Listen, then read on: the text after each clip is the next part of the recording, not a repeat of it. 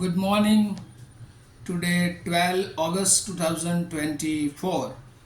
આવો આપણે આજે સવારે પ્રભુનું વચન જોઈએ અને ખાસ કરીને નીતિવચનનું પુસ્તક એનો 3જો અધ્યાય અને એની 19મી કલમથી 26મી કલમ સુધી પ્રોવર્બ્સ ચેપ્ટર 3 વર્સ 19 to 26 અને પ્રભુનું વચન આપણને આ પ્રમાણે કહે છે, યહોવાએ જ્ઞાન વડે પૃથ્વી રચી, તેણે બુદ્ધિથી આકાશોને સ્થાપન કર્યા, તેની કળાથી ઊંડાણો ફાડી નાખવામાં આવ્યા અને આકાશના વાદળામાંથી ઝાકળ ટપકે છે. મારા દીકરા, તેઓને તારી આંખો આગળથી દૂર થવા ન દે. સુજ્ઞાન તથા વિવેક બુદ્ધિ પકડી રાખ, તો તેઓ તારા આત્માનું જીવન તથા તારા ગળાની શોભા થશે.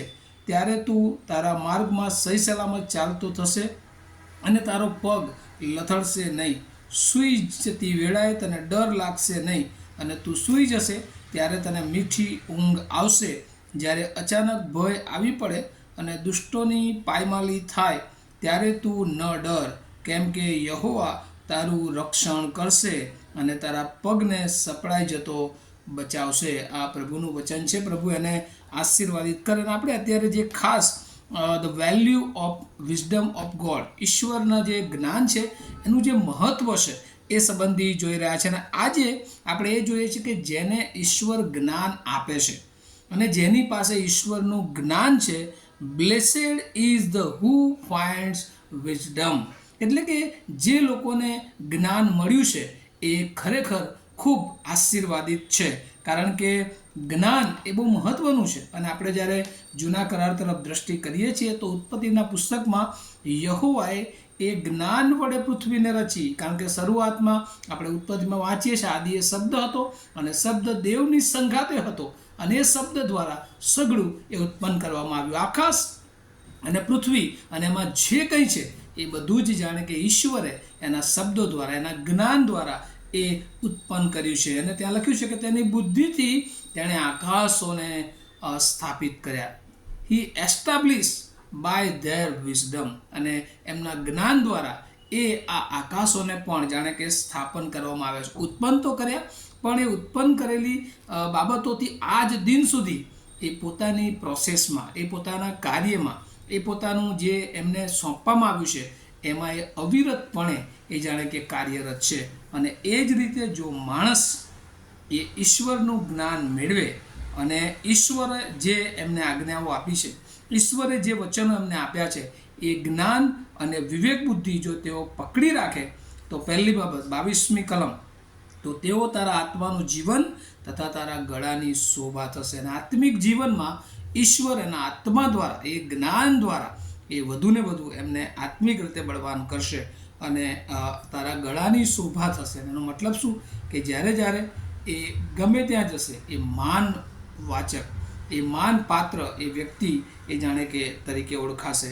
અને સાથે સાથે એના પોતાના જીવનમાં એ માર્ગમાં, જે માર્ગોમાં ચાલશે એ માર્ગોમાં એ સફળ થશે, સહી સલામત રહેશે અને સુરક્ષિત રીતે આગળ વધશે. અને એનું આત્મિક જીવન, અંગત જીવન, કૌટુંબિક જીવન એ બધું જ જાણે કે શાંતિમાં રહેશે અને એને કોઈ પણ બાબતોની આ પૃથ્વીમાંથી ડર લાગશે નહીં, પણ તે હંમેશા એ સતત એ વૃદ્ધિ પામશે, એ આત્મિક રીતે વૃદ્ધિ પામશે અને ઘણા બધા લોકોને માટે પ્રભુ તરફ લાવનાર એ જીવન બની રહેશે.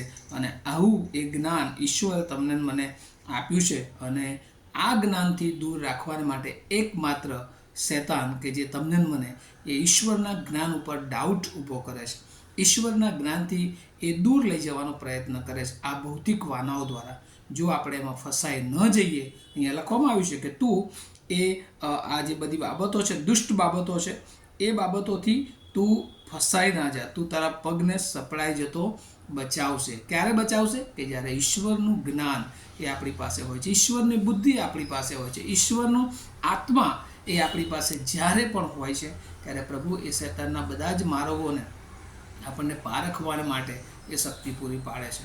અને આજે મારી એ જ પ્રાર્થના છે કે આપણને સર્વને આજના જીવનના દરેક આશીર્વાદોમાં કે જે જ્ઞાન ઈશ્વરે આપ્યું છે એ પ્રમાણે આધીનતાવાળું જીવન જીવીને જીવનમાં આવતા તમામ પ્રસંગો, જીવનમાં આવતા તમામ પ્રશ્નો જીવનમાં આવતા તમામ એ આશીર્વાદોને ઓળખીને એ ઈશ્વર તરફથી છે એમ માણવાને માટે આપણને બધાને પ્રભુ કૃપા આપે. આપ સર્વને માટે આજ મારી પ્રાર્થના છે કે પ્રભુ આપ સર્વને ખૂબ આશીર્વાદિત કરો. પ્રાર્થના કરીએ. મારા જીવંત અને દયાળુ ઈશ્વર, અમે તમારો બહુ આભાર માનીએ છીએ જે વચનો નીતિ વચનના અમને આપ્યા છે. રોજે રોજ પ્રભુ એ જ્ઞાન સંપાદન કરે છે, એ પ્રભુ બુદ્ધિ આપે છે અમારા રોજના જીવનમાં.